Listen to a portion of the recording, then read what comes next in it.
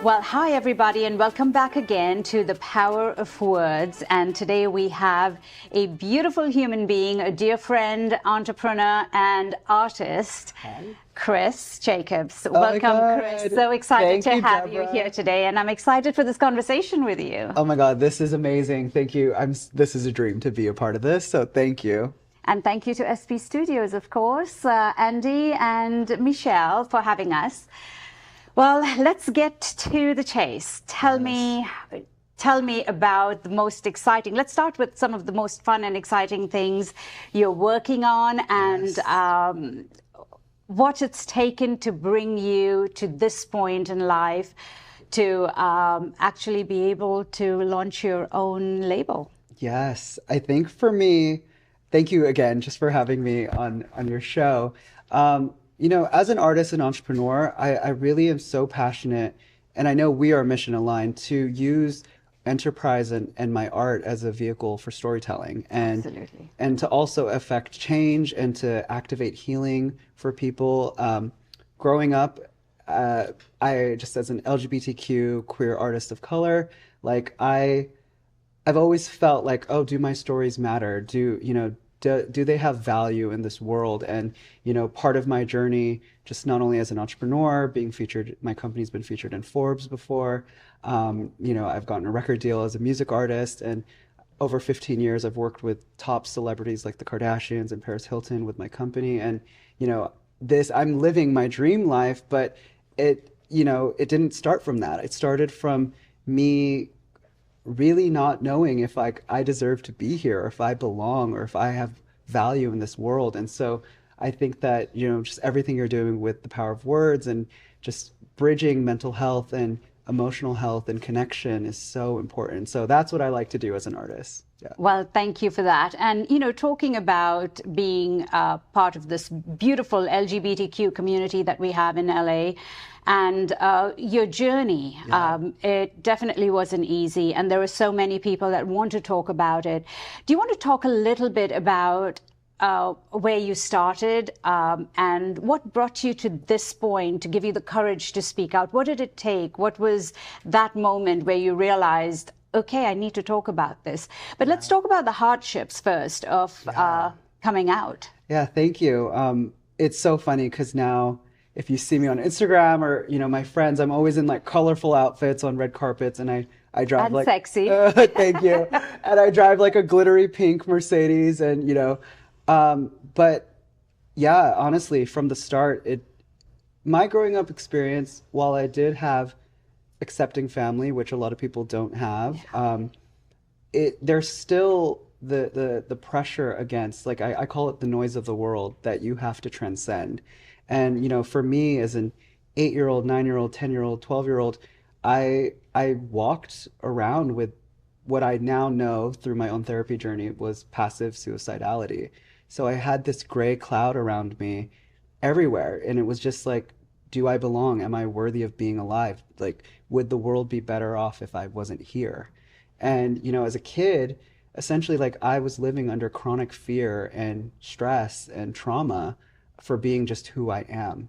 And so when I see any person a part of the queer community, I just truly see them as survivors.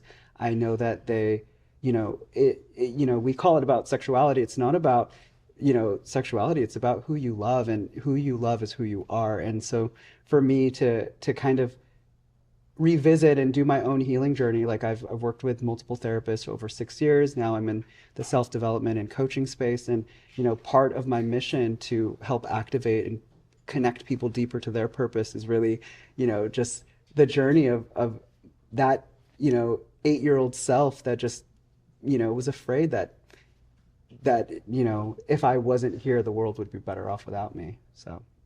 No, thank you for saying that. It's so important. Talking about, you know, are you worthy? Are you worthy of being in this world? That is so strong and so relevant today. There are so many kids. I mean, suicide is such a big issue. I always say that it's the new pandemic that we have no vaccine for. What do you think attributed to that? Were you already on social media at that time? How does social media actually impact you? And I want to talk about this because I really want to reach out to people that are so brave behind their phone screens, commenting, whether negative or,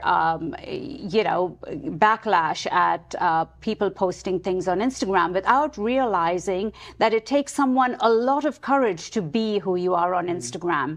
And you've gone past that stage and you've overcome it. Was social media part of what took you down? So thankfully, during my sort of high school, early young adult life, social media didn't exist yet. It was just the early stages of Facebook.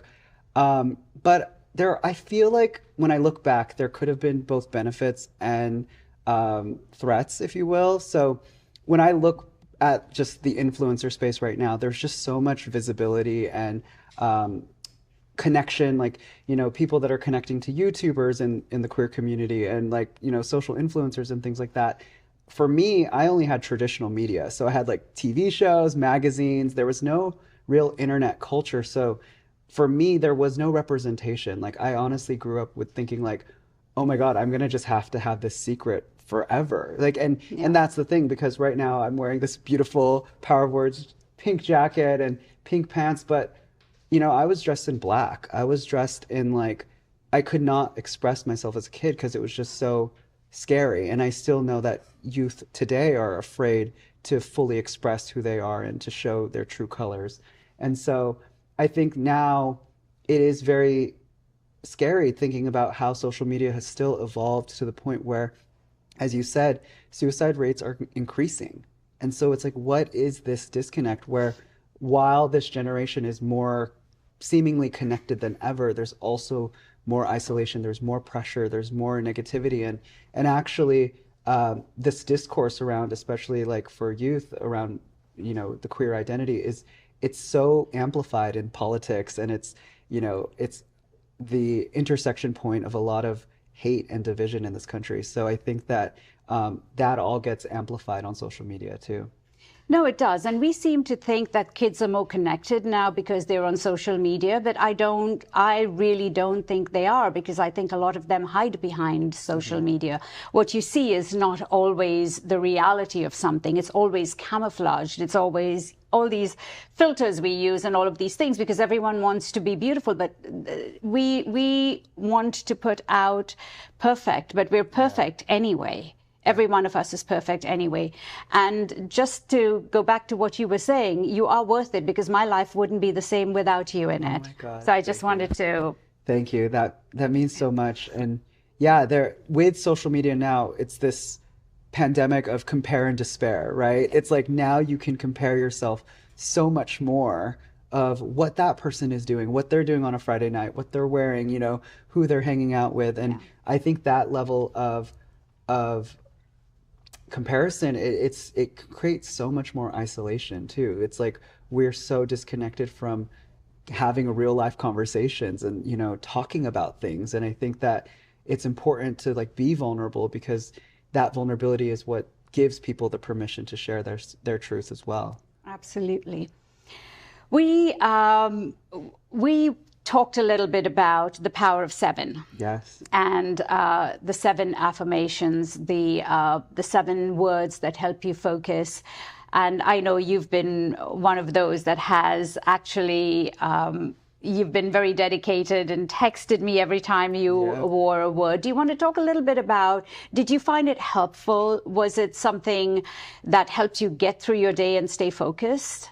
I think that I'm in this season of life, but I hope that this is just my new normal of really setting intention and being intentional with the relationships that I have and the businesses that I create and the art that I make. And I love this system that you've created because it helps you anchor yourself in an intention when you start your day.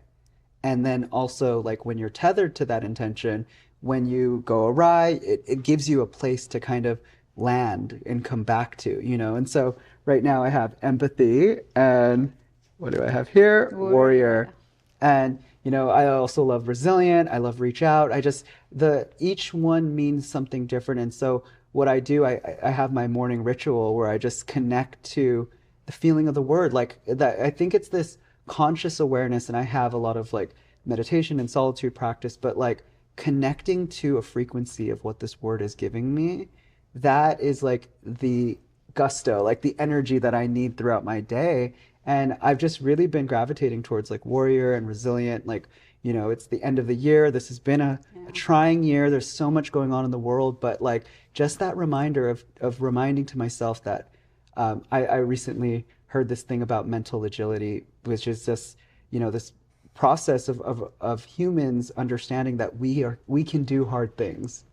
Yes, and so absolutely. With resilience, I just always go back to that, and I just love, and I feel empowered when I think of myself as a warrior or someone who's compassionate or empathetic. Like it's that feeling that it gives back to me that then I can share with others. Like magic. Yes, magic. Okay, magic is for sure. Like that's the one that I just need to get that tattooed, because like just to remind yourself, right? Like Yes. to tell yourself you're magic, You're I think special. every kid, every adult needs that reminder that they have something in them. It's the divine. It's this unique medicine that they're here to bring to the world, and that is magic. That's very true. And you are magic. You are magic. Every time I meet with you, I feel your energy. And even if you're not wearing purple for magic, and if you tattoo it on, it has to be in purple, by the way. Oh my God. Okay. Deal. By the rules of the power of 7. I want to talk about these amazing images of you on the billboard in New York. Yes. Let's tell us about that, and tell us about this beautiful relationship you have with Paris Hilton and about the book and everything else. Oh my God. So love Paris. So in my career, I started a marketing agency about 7 years ago, which was named by Forbes as one of the top companies in 2021. And I've been able to work, very fortunately, with a slew of celebrities, but one of my favorites ever is Paris Hilton. She was a childhood idol of mine, a role model. I feel like, again, going back to my story growing up, not feeling fully expressed, it was people like Paris and Britney Spears that really kind of saved my life. They taught me this confidence that like when I grow up, when I finally move to LA, like that there could be a future where I can be my best self and I can be fully expressed. And so just the opportunity to work with her, I was her head of social media for about 1.5 years, and just being on the inside of her new media company called 1111 Media. Love that. She's just in an amazing part in her life right now. She's a new mother, of two beautiful babies. Congratulations, Paris. Yes, and she's also healing by telling her story. She's changed laws in 10 different states. She's been open about her story of institutional child abuse that she experienced, as well as emotional, mental, physical, and sexual abuse as well during her teenage years. And it's taken someone like her, of her stature, to finally bring that to Congress, to finally bring a bipartisan bill to effectuate that change. And so to me, I'm just always inspired by her. There was this amazing campaign that she did with the release of her new book called, her Paris memoir, but the campaign was I Know Who I Am, and she was so generous to let her fans and followers be a part of that campaign. And so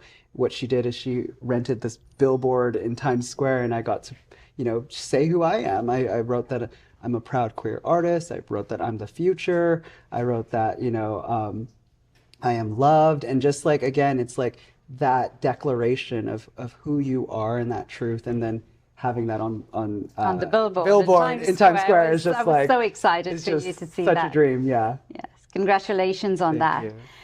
You also are an artist and a musician, and talk to us a little bit about your music and where it's come to today. Thank you. Music has always been, it's so interesting. It's like music is this process through which I feel like I can express an even deeper truth than just saying it, just speaking. And just my mission as a music artist, as a pop star, is to tell my own version of love. Youth today, queer youth today, if there is no representation, they might listen to a Taylor Swift song, but there is an inherent trauma or an inherent invalidation that comes with that, because while I can connect to her as a, as a fan, she's not singing my story. Absolutely. And so I think that I just have risen to this part as a music artist to say my story does matter. And for a long time, as you know, like growing up, I didn't feel like my love stories mattered. And so in 2018, I was so fortunate to get a record deal. I released my first album. I wrote the first Pride anthem for McDonald's, which was also on a New York Times Square billboard. And it was really, the song was called We've Got Love, but it was the first time ever that McDonald's leaned in and created a Pride commercial. And I got to star in the commercial with other artists and write the song. And I thought that that was for me, like, again, like a marker to show my younger self, like, hey, what you do, what you sing, you're helping somebody, and I still get people I just actually talked to a fan from like Australia that said that they've been bumping my song. Like, I have this song called God Made Me Gay, and that's beautiful. Yeah, this fan they're not gay, but they're just like, I just know what this like song means. It means like he made me perfect who I am. Absolutely. And the song says, I'm an angel with a purpose because heaven made me perfect. And so I just feel like just creating art to really create this ripple of goodness and ripple of healing for others, it's just such a joy. You've come so far and done so much in such a short span of time, despite your struggles. What's next for you? What do you want to do next? And where do you want to go next? Oh my gosh, so much. I think that, just being in the philanthropy space, like my career has evolved. Like, I was working with celebrities, and then I was working with media companies, and then it was like, okay, how to intersect all of this entertainment and popular culture to actually create impact. And so in this most recent stage of my career, I've been working with an amazing organization called Encircle, which is an amazing group based out in Utah. They've provided over 200,000 mental health opportunities for queer youth in the state of Utah. And I also had the pleasure of helping other celebrities build their social impact initiatives and their philanthropy foundations. And so to me, anything that I can create, whether it's a new business venture, a new impact organization, or a song, a piece of art, like an event with you, like if it can create more healing, if it can create a safe space to cultivate more love and community, then I think I'm on the right track. So. You are, and I can't wait to do our next event together. Oh God, there's so many fun. Yes, that's the thing I love. Just like as you come into that journey, and I hope that people that are listening to this conversation can get inspired. Is that the deeper you come, like as you were saying, it did take so much faith, so much courage to rise above and to trust that there was something better that was waiting outside of, again, that version of me that had a gray cloud over me. But after the storm comes the rainbow. And so I'm now hoping that what I do creatively and artistically and professionally, and as well just with collaborations, like that's when the fun comes in, Absolutely. The people that are also just very mission aligned and here to spread more light to the world. So that's very true. No, thank you. And, we're honored to have you and collaborate with you and have your voice, because it's really important. You are an angel, by the way, with a purpose. And I like to say, no matter what we go through and no matter where we've been, that's brought us to where we are. Every moment in life and every space you are in, whether it's up or down, we talk a lot about the movement of emotions. The human mind goes through 2,400 emotions a day. So wherever you are in that movement of emotions, whether you're going into a deep dark hole or it's a foggy area and you're not sure where you want to go, that's exactly where you're meant to be. And life just brings you into you go down this path, but that's a path that's taking you to the next step. And what have you learned along the way? If we recognize our lessons along the way, we can use it to help somebody else, always use it to help somebody else. And I'm grateful for you and being part of the power of words and the journey we're on. And I can't wait to see what we do next together. Oh my God, I cannot wait as well. So thank you. Thank you. And thank you everybody for tuning in. And Chris, it was a pleasure to have you. Always. I can't wait to be back. Bye everybody.